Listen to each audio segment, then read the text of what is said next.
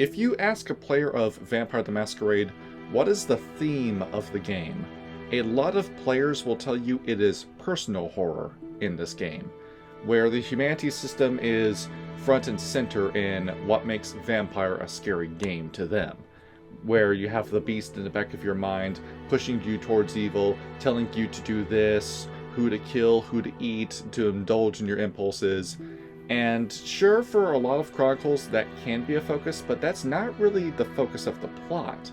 When you look at a lot of lore characters in this, most of their core conflicts and character arcs don't come from trying to remember who they used to be. I've never seen Vampire the Masquerade as a personal horror game either. I think the real theme of Vampire the Masquerade is something a little bit more complex. After all, Vampire the Masquerade is a political horror story first and foremost, but what kind of flavor does the political horror take? I'm going to say it is generational horror, is what is the true theme of Vampire the Masquerade. When you look at the meta plot, some of the most important events of Vampire the Masquerade involve a massive divide between generations. From the Anarch Revolt to the Week of Nightmares, it is the old versus the young. That is the true theme and the true conflict of Vampire the Masquerade. Those who are old and in power fail to see what troubles the young, and those who are young fail to see what is so valuable to the old. Let's go in detail. Let me go over faction by faction to explain my point. Let me make my point with the Anarchs. Who makes up most of the Anarchs? Usually these are vampires that were scorned by the Camarilla, who left and tried to form their own faction off a rebellion that happened in Spain in the 14th century that no vampire who's in the Anarchs today really remembers. They have this vague idea of personal freedom where they can vampire however they want to vampire, and nothing is going to get in their way, while they unknowingly adopt the same system that abused them and led to them forming their own faction. How does power work within the Camarilla? The Anarchs will tell you that the entire system just exists to serve the Elders. An Elder vampire will find somebody off the street, embrace them, and will either make them their slave, or they'll throw them at the hands of the Second Inquisition while they flee to somewhere else. And do you get promotions in the Camarilla? You do, but who decides when you get those promotions? The Prince, the Primogens, those in power. You don't get a guaranteed position for anything in the Camarilla. You only get the position if the boss likes you, if you're a good little vampire who keeps his head down, keeps his mouth shut, and does what the Camarilla expects you to do when they want you to do it. And those in power are there for a long time. Elders don't retire, they don't die of old age. Somebody has to kill this guy, and in the Camarilla, as tight as that faction is, there is backstabbing, but the sheriffs and scourges do very good jobs in finding traitors. You're not going to get away with a lot of stuff in the Camarilla. And the longer a vampire lives, the stronger they'll become. You look at some of the top figureheads in the Camarilla, Hardstat, Etrius, they're absurdly powerful. They're not going away anytime soon. And they manipulate everyone beneath them. The younger generation only lives to serve the older generation in their eyes. You live for them. You're not your own person. You were embraced for a reason that they decided for you, and you will die when that purpose has been lived out. You don't get to decide your own legacy. Part of the horror of being a member of the Camarilla is that you're going to stop being yourself and you're going to be your sire. One day you're going to grow up, quote unquote, as a vampire and be just like them. And they're going to ensure that with the blood bond. By taking in the blood of an elder, you slowly become more and more obsessed with that elder.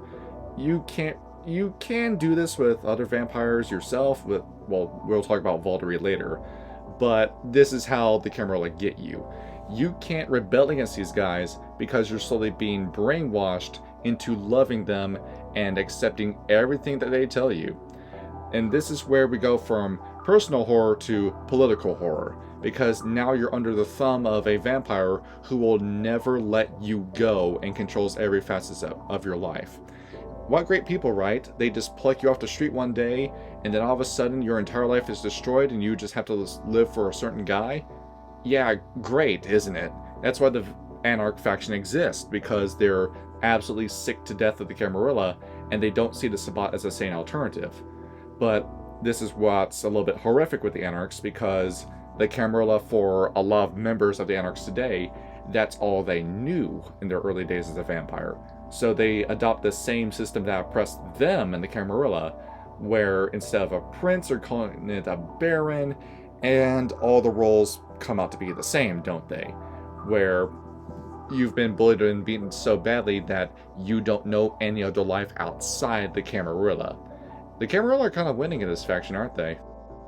But this goes the other way too, right? Because this game just isn't dunking on the old, oh geezer, you just don't get down with the times, that kind of game. No. Because there is a lot of nuance with the Camarilla. How did the Camarilla form again? Because these were vampires that saw that vampire extinction was on the wall, it was going to happen, and something had to be done that day to make sure that all of them lived. Yeah, that was the vision of Hardstadt the Elder, not the fraud that currently runs the Camarilla, where he had a dream, he had a vision, and he had a plan to get all the vampire kind out of it. And who killed him for the idea? An Anarch. Exactly. Where, in the eyes of the Camarilla, you look at groups like the Sabat and the Anarchs, and these are just angry kids who hate you for being successful. It's just envy at the end of the day. They want what you have, and they're not going to put in the work to get it. And how fair is that supposed to be? You got your position, you worked hard, you lived for hundreds of years, you worked yourself to the bone, everything is yours, and it's your business what you do with what you have. After all, you went through the same hazing rituals as these younger vampires, why can't they learn to take it like you could? And the Camarilla are pretty smart, right? After all, the plan worked. They managed to save themselves from extinction, while other clans like the Sombra and the Zimichi floundered about in East Europe and have very little to show for what they've done. There's a good thing going in the Camarilla. Is it an impressive system? Sure. Does it take a long time for you to make a name for yourself if you even get that chance? Sure. There's a lot of issues with the Camarilla, but in terms of vampire survival, the Camarilla really is the best thing going on for you. The Sabat's mission is to kill all the elders, right? There's a lot of elders in the Camarilla that are still alive, and they're still alive because the Camarilla, at the very least, looks out for each other. You might not like the vampires that are with you in the Camarilla, but you can at least rely on the laws of the Camarilla to keep you safe. Everyone's scratching their back in the Camarilla. That vampire knows that he's going to need you to survive. You work with him to survive. Why can't the other whippersnapper vampires see the value of your ways? Your traditions are sacred. Your way of life needs to be protected. And this jealous group is trying to take everything away from you. If you see the other side of the coin, that's where the horror of the Camarilla come into play. Where you're trying to evade this group that just wants you dead because you are successful, they aren't. You know, have some sympathy for the elders, for God's sake. And this theme gets a little complicated with the Sabat. You take some of the issues with the Anarchs and the Camarilla and you combine them and you get the Sabat. This was a group of holy warriors, if you can call them that were banded together to spite what the Camarilla was doing, creating the system that was going to serve the elders and only the elders. The Sabat went around and did the jihad. They were looking for all the old vampires, and they're going to kill them because they know where they're going to be when Gehenna comes around, and it's not going to benefit them. A lot of members of Sabat are relatively young. You do have very old members running the Sabat, but a lot of vampires in here are pretty high in generation. And they start off as something good where were they founded upon evil foundations? I guess you can say that, with the Sombra and Zimichi who basically built the Sabat.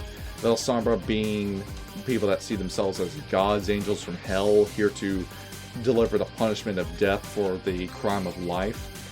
And the Zimichi are just these insane transhumanists who are living canvases waiting to paint themselves into the ultimate being of humanoid horrors. They're not necessarily heroes, are they? But ironically enough, they do a lot of accommodations. They helped people solve their beast with a path system. They brought in clans that had nowhere else to go, that were on the verge of genocide at the hands of the Camarilla, Who's harboring the Salubri today? The Sabat. You don't see Anarchs doing that. And they portray themselves as this religion that honors Cain and honors the idea of being a vampire, where they have a lot of Catholic roles and are trying to raise themselves up and saying that you have a chance to form your own legacy like Joseph Panders did, where you can become your own man in the Sabat.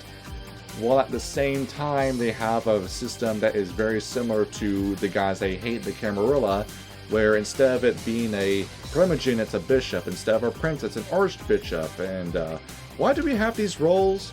Why do we have these titles? And why do we have practices like the Valdery, where we need every member of the pack to be on an almost psychic connection with each other so nobody stabs each other in the back? Well, why would we need to invent a system like that? And why do we do practices like shovel-heading, where we go around and take a man off the street and beat him almost half to death, embrace him, throw him into a pit, and then have him fight? For guys that stand against the Camarilla and say that they see the Camarilla for what they really are, they do a lot of stuff that the Camarilla do, but worse. It's almost like this younger group of vampires looked at the Camarilla elders and said, "I'm never going to be like you, old man." And then they proceeded to not only be like the old men, but outdid them. Where in your own pursuit of making a legacy for yourself, you not only fell down the same trap door as the elders you were trying to escape, but you managed to be even worse in comparison. That's what the horror of the Sabat is, where you thought you were going to be the hero of your story, you thought you were going to make a legacy for yourself, but instead you've gone from this group of jihadis that knew what Gehenna was and were the best hope of stopping it, to a group of man-eating monsters going around where the violence is no longer a means to an end, it's just the end. And that's it. This is why the Sabat burnt out in V5, because a group this violent couldn't exist in a world where the Second Inquisition existed, and couldn't exist in a world where the Camarilla and the Anarchs finally had their time to shine. So, as much as I hate V5, I do think that probably was a smart decision on their end. But let's end this with the real generational issue, the really bad generational issue, the Antediluvians. You know, these enigmatic demigod vampires that are all going to come back one day. You remember how that story started? Where Cain had his children that might have either been his genetic children or his blood children. I don't know, they're kind of fake about that term. Where the three of them ended up making 13 other vampires, there might have been more, that were supposed to help build upon the first and second city and guide humanity. They all turned on them. The second generation died because of the same thing we've been talking about before. They wanted to live outside of the shadow of the second generation and turned on them, and turned on Cain by extension. And now they've gone off on their own to form their own legacies, while Cain cursed them all, that when they reach the height of their power, that's when the world around them will fall apart. And when is that going to happen? Gehenna. Where these vampires are starting to wake up.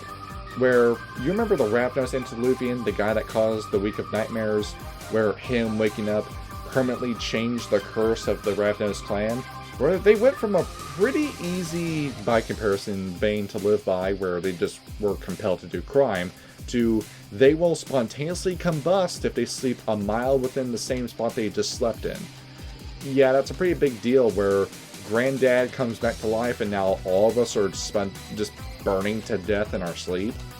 And when Gehenna comes, when every other older vampire wakes up, you read through Times of Judgment in this book, and you'll see that the Antediluvians were not happy to see their kids. After all, Set smites the entirety of the followers of Set because none of them could live up to his expectation. Lasombra never had any love for his children to begin with, and the eldest, he was playing his kids along the entire time, just leading them along for this grand assimilation plot where he was just going to fuse them into his body and form a ring around the entire planet as the ultimate being. And that's just a few Antediluvians. None of the other Antediluvians have been kind to their kids. And the Camarilla knows about them, and they're lying to all of their members, saying that they're just boogeyman stories that will never happen, while denying their own truth that, yes, Cain is real, God is real, these Antediluvians are real, and they're going to come back one day and take away everything you've got. Where this whole elder system that you've carefully built, that you've been putting the wool in front of the eyes of all these other younger vampires, that's going to collapse one day from a force even older than you. The irony behind the Camarilla, right? Where are they objectively the good guy vampires? Yes, but those are foundations built upon lies and lies and lies, and it will come crashing down around them one day. And because of their failure to make the world a better place, in order to prevent Gehenna, the Sabat and the Anarchs are your only hope left, and the only thing the Sabat love more than killing the Camarilla is themselves, and the Anarchs are too lost and too afraid to make anything of themselves to stop this threat. So, because of the Camarilla's own feelings, the world of Vampire the Masquerade is going to end one day, and nobody's going to be around to stop it. Which is where I think the real deep horror of the story comes from. Those who were in power failed to make the world a better place because of their own hubris, while stopping anyone who could solve this issue from ever rising up to do it. Which is why I think the true theme of Vampire the Masquerade is. Don't you think?